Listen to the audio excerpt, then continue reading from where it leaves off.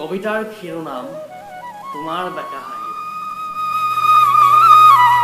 লিখনি লক্ষ্যজ্যোতি ডেকা।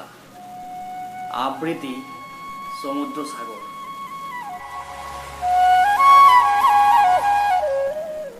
তোমাৰ বেকা হাঁহিত ফৰকাল আজি আকাশখনে। পূৰ্ণিমাৰ জোন আৰু সৰু সৰু তৰাবোৰে শুৱনি কৰিছে আকাশ। এজাক কোমল বচুৱাই চুই গ'ল মন। কিয় জানো আজিও সঘনাই মোৰ মনলৈ আহে তোমাৰ সেই বেকা হাঁহিটো।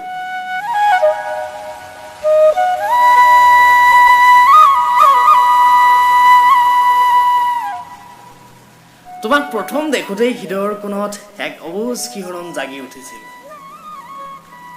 তোমাৰ সেই বেকা হাঁহিটো যেন থমকি ৰ'ল। ভাল পোৱা আৰু ভাল লগা সকলো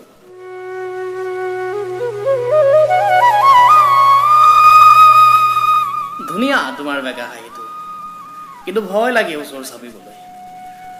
জানোচা মই ওচৰলৈ গ'লে তুমি অভিমান কৰি গুচি যোৱা বহু দূৰলৈ।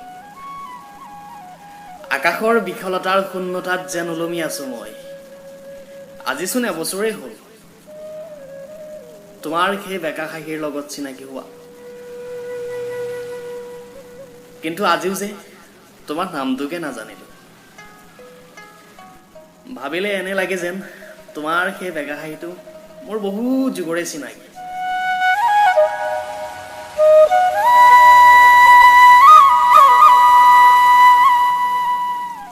আকাশৰ বিশালতাটো যেন তোমাকেই বিচাৰি পাওঁ। তোমাৰ বেকা হাঁহিতেই যেন বিলীন হৈ যাওঁ সাগৰৰ গভীৰতাৰ পৰিধি মই নাজানো। তোমাৰ সেই বেকা হাঁহিৰ অৰ্থ মই নুবুজো। মাথো তোমাৰ সেই বেকা হাঁহিতেই যেন থমকি ৰ'ল ভাল পোৱা আৰু ভাল লগা সকলো। ধন্যবাদ।